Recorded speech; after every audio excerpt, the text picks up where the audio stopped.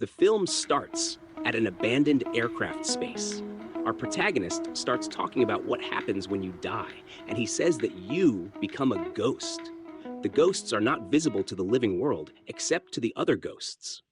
The scene cuts to our protagonist doing some awesome tricks with a light aircraft. He talks about how ghosts can do whatever they want and haunt the living, haunt them for what they have done.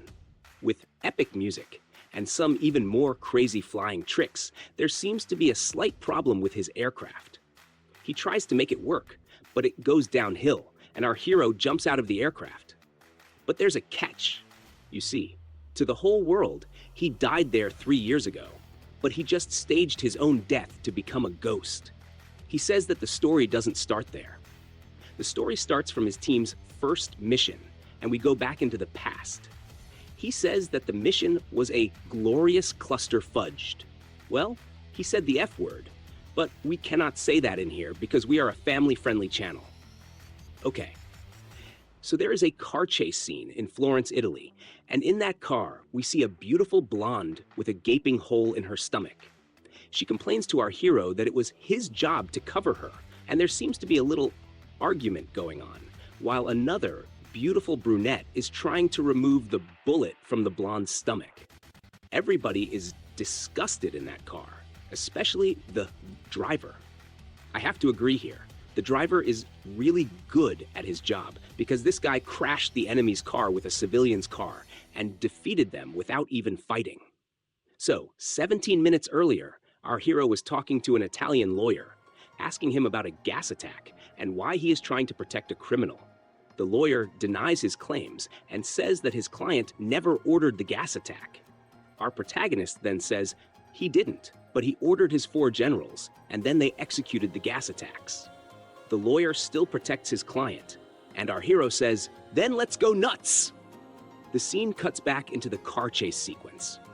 The protagonist team is being chased by BMWs and a chopper, so it's an action-packed scene.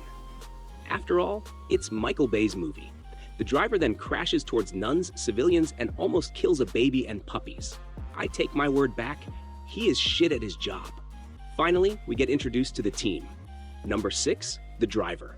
Number 1, the billionaire. Number 2, CIA spook. Number 5, the doctor. Number 6, the driver, does his part by cutting through small alleys with his drifting skills and crashing towards everything. Number 1 asks for number 4's help and asks him, "Where are you?" Then number 4 responds that he is right here and is standing at the top of a Duomo. Number 4 is the Skywalker. So in plain words, he is a hardcore parkour kind of guy.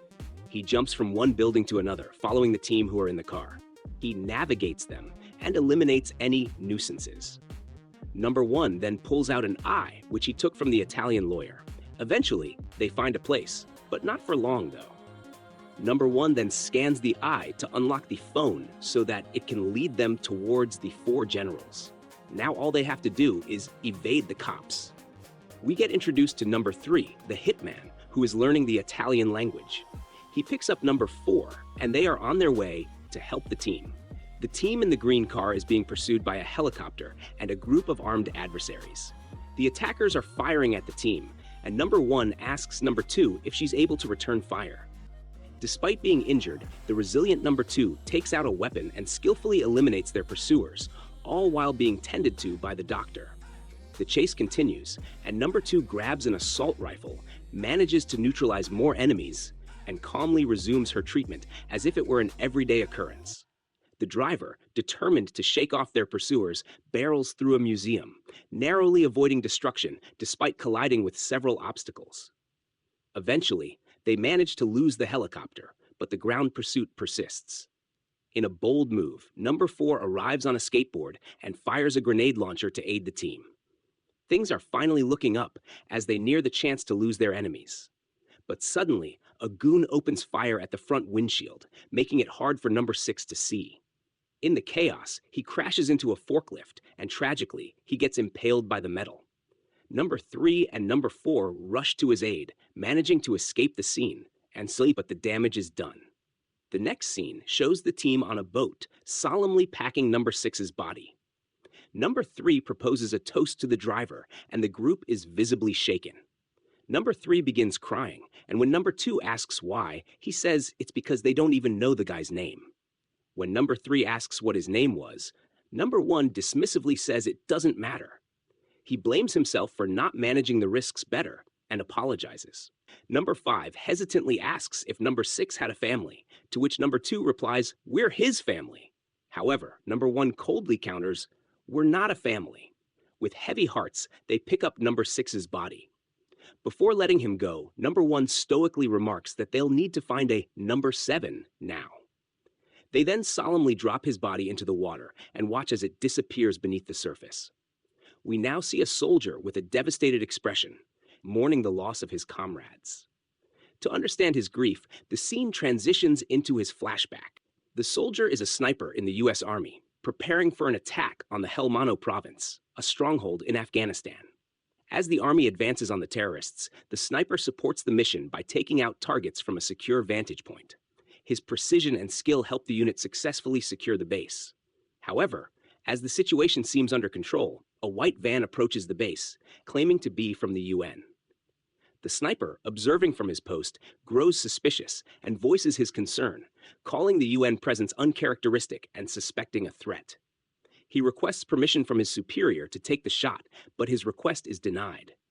Unfortunately, the sniper's instincts prove correct. The van turns out to be a trap, and it detonates, resulting in a devastating explosion that claims the lives of his comrades. The flashback ends with the soldier consumed by guilt and sorrow, haunted by the lives he couldn't save. In the present, the sniper is deeply haunted by the loss of his comrades and struggles with his feelings of guilt and hopelessness. As he sits alone, grappling with his emotions, he is suddenly interrupted by number 1, who unexpectedly appears on his balcony. Number 1 steps inside, introducing himself as someone who has been searching for a skilled operator like the sniper for quite some time. The sniper, still wary, asks who he is and what he wants. Number 1 responds with a cryptic remark, saying he's someone who understands tough decisions and acknowledges the sniper's frustrations. He offers the sniper a chance to join a team dedicated to confronting major threats and creating a better future. After a heartfelt conversation, the sniper begins to see the potential to turn his pain into purpose. To join the team, the sniper symbolically leaves his old life behind by disappearing, taking on a new identity as a ghost alongside the others.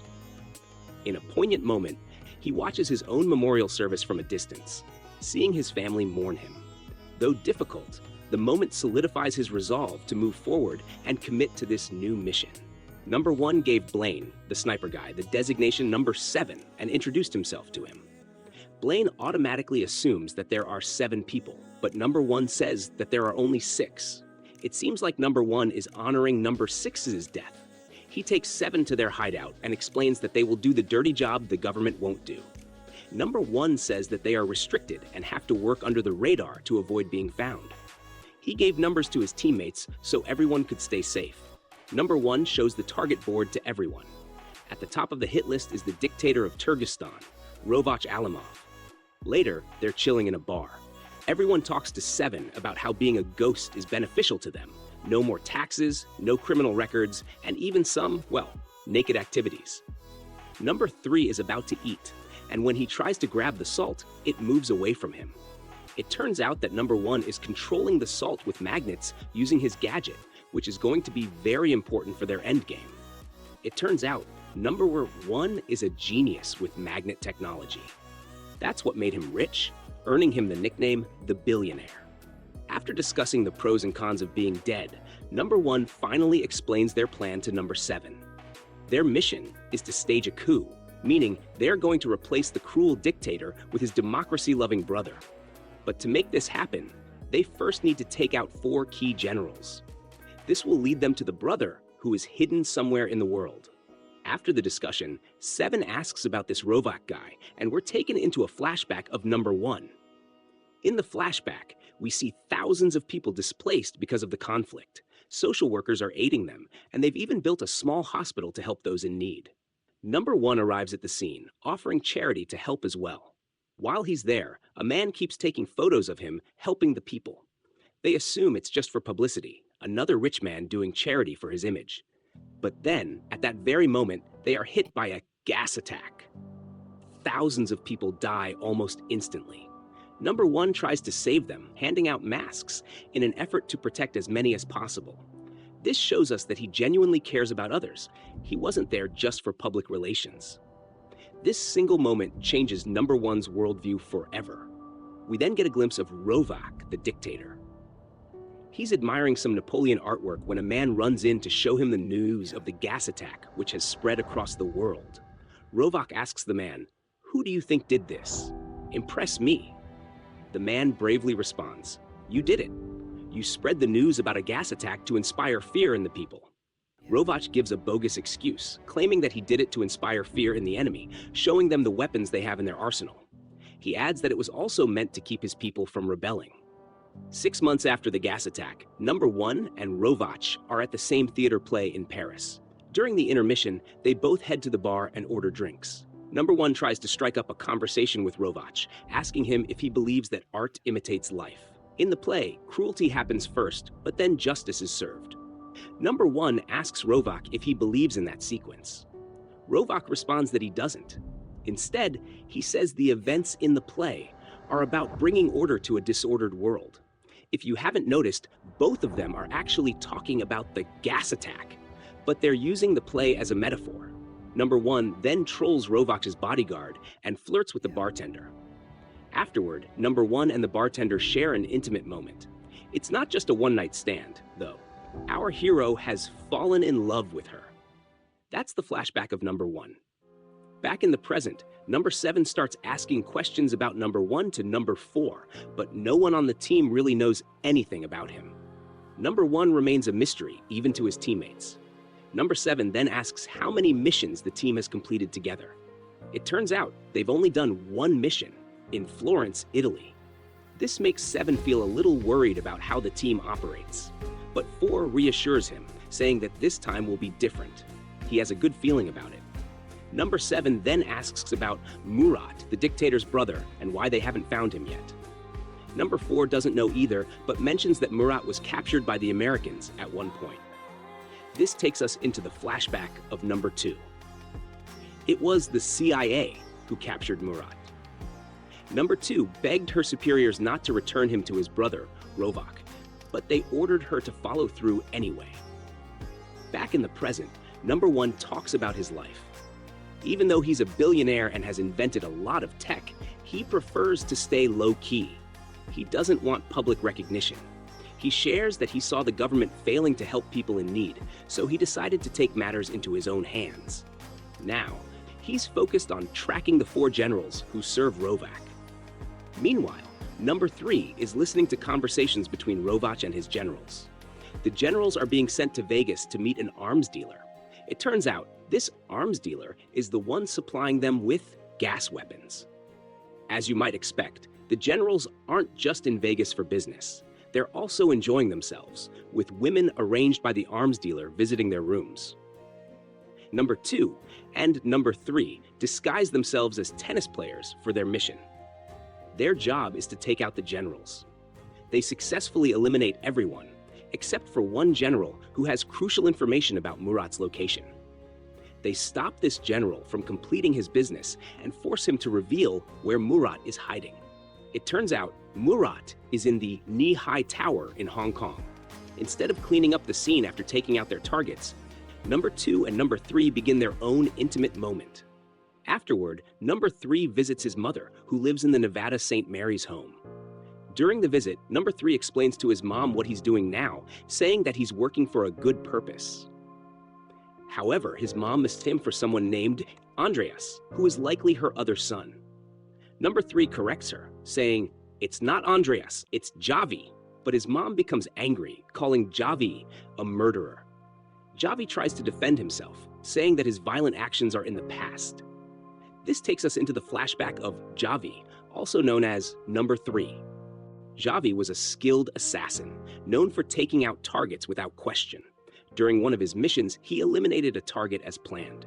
However, moments later, the victim's young daughter arrived at the scene. Seeing her, Javi felt a wave of guilt for the life he had taken, and the flashback ends with him deeply affected by the encounter. In the present, Javi gets into a car, only to find Number One waiting for him. Number 1 confronts him, warning him about a critical rule the team must follow: never reconnect with loved ones. Violating this rule, 1 reminds him, could put the entire team at risk. Meanwhile, in the fictional nation of Turkestan, Rovak, the tyrannical leader, is suspicious of his soldiers' loyalty. After the recent assassination of his top generals, Rovak calls together a group of high-ranking officers next in line for promotion. Instead of rewarding them, he kills them, accusing them of benefiting too much from the deaths of their predecessors. Rovak then promotes another group of soldiers to fill the vacant positions. Back at their hideout, the team prepares for their next mission: rescuing Murat, Rovak's imprisoned brother, who represents hope for Turkestan's future. Number 7, still new to the group, questions the identity of Number 1. The rest of the team admits they don't know much about him and share how they met him in unusual and mysterious circumstances.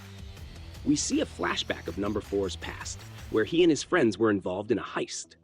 While escaping from the police using their impressive parkour skills, Number 4 slipped and fell, ending up face-to-face with Number 1. Rather than arresting him, 1 tested his courage and skills, eventually recruiting him into the team. Returning to the present, the group warns 7 about their code.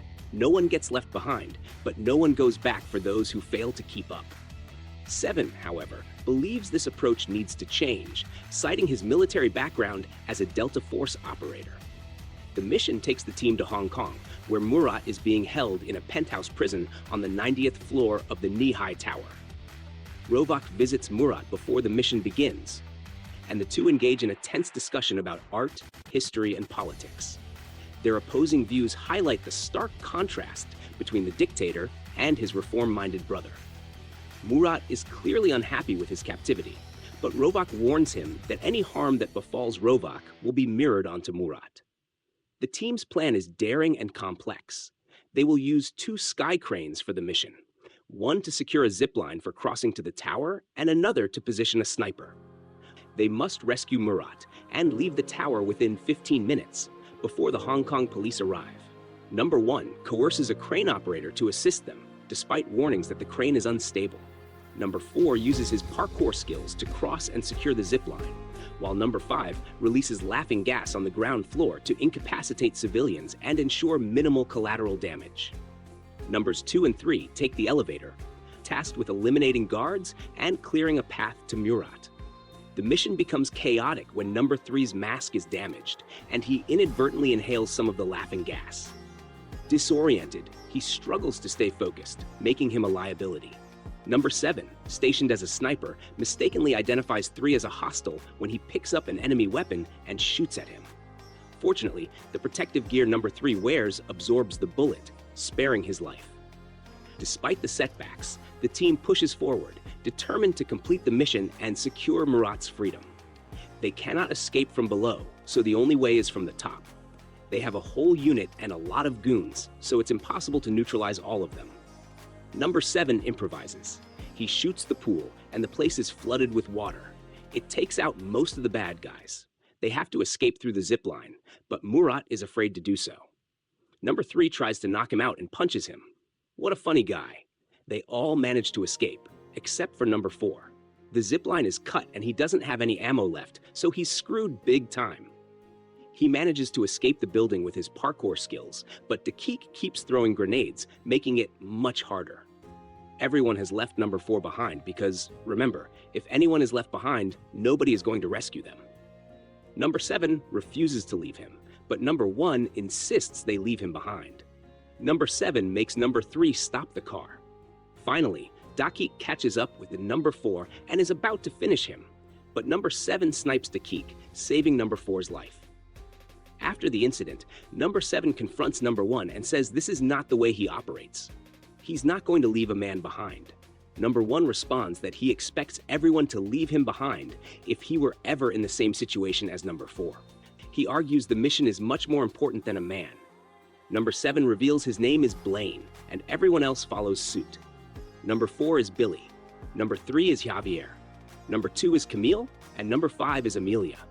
This moment shows unity and proves they are not just numbers. We are finally getting into the endgame now. The team is on their way to Turkestan to stage a coup.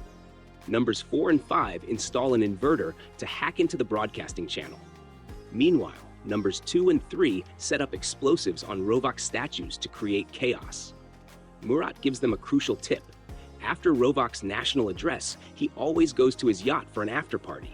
To flush Rovak onto his yacht, the team needs to disable the security at his palace, which requires a crippling surge of electricity.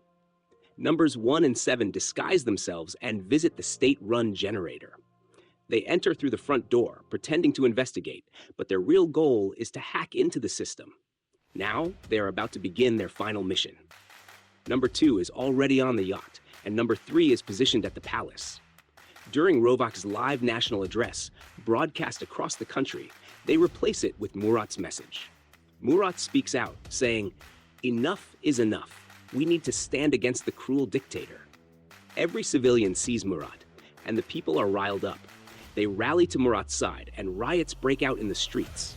Flares go off, and Rovak finds himself under attack. He escapes his palace with his guards. As Rovak flees, Murat infiltrates the palace. Rovak is furious. He drives through the streets, plowing through innocent protesters. Meanwhile, numbers 1, 4, 5, and 7 are preparing to attack the yacht. Rovak attempts to move, but numbers 2 and 3 have already taken control of it. Number 4 infiltrates the yacht, while the rest of the crew arrives, guns blazing. Rovak orders his soldiers to commence a gas attack, but Murat stops them. Enraged and desperate, Rovak hides in his suite, heavily protected. Number 1's magnetic technology is deployed on the yacht. Meanwhile, number 3 casually mentions that he'd like number 2 to meet his mom. Number 2 says that she would love to meet number 3's mom, and they begin fighting the goons. The scene transitions to numbers 1, 5, and 7. They are also about to fight, but there's a slight dilemma. Number 1's phone slips and its chip falls out. Rovak's army finds them and starts shooting. Number 1 is desperately trying to fix his phone. You might be wondering, why is that phone so important? Well, it's the controller for the magnets. Number 1 finally fixes the phone, and instantly, everyone with metal is pulled to one side. Our team remains safe because they don't have metallic guns or vests. After flipping and flopping the enemies around, the team moves on to find Rovak. In the kitchen, they encounter another bunch of goons. Number 1 uses his magnet tech, which helps them deal with the attackers. However, there are too many of them, and his phone becomes cracked. The yacht starts moving, and the enemy begins attacking again. The team splits up, and everyone has to fight. Number 1 gets attacked and falls into a pool. A bald goon tries to take control of the phone, but instead ends up blasting the yacht. The magnets attached to the yacht also act as bombs, if needed. The yacht begins to sink. Meanwhile, number 4 distracts a guard, while number 5 searches for Rovak. Number 4 gets surrounded by guards and is all alone. Meanwhile, number 5 finds Rovak, who is trying to escape the sinking yacht with some guards. At this moment, number 1 faces a critical choice. He decides to break his own rule and goes back to save number 4. It's clear that number 7 has changed his perspective. Rovak manages to escape from them. Now the team must escape the sinking yacht before it's completely underwater. A chopper arrives to rescue Rovak. As he boards, he orders the pilot to take him to the villa of Dezar. But little does Rovak know, Murat and the Ghosts, our hero's team, are already there. Every news outlet around the world covers the story, reporting that the coup was a success. The team has a special plan for Rovak. They will take him to the same refugee camp where he ordered the gas attack. As they prepare to deliver him, Rovak begs for them to kill him in the chopper rather than hand him over to the people he once brutalized. But our hero has different plans. Although tempted to shoot Rovak himself, he instead throws him to the people. The crowd rushes toward Rovak, ready to repay his cruelty with their own. Rovak, at last, faces the consequences of his actions. He got what he deserved, to be honest. The mission is a success with no casualties. Murat becomes the new leader of Turkestan. In the end, our hero's perspective on life and death has changed. Before, he was nihilistic, but now he has found meaning in life. We see that everyone on the team is enjoying their lives now. Number 1, it turns out, has a son from a waitress he had a one-night stand with. He leaves a note for the team that says, "If I am dead, use this key for all my accounts. Everything should be given to my son," At the very end, he writes, "I am one, but not done." The story concludes with the entire team seen together, unified and ready for whatever comes next.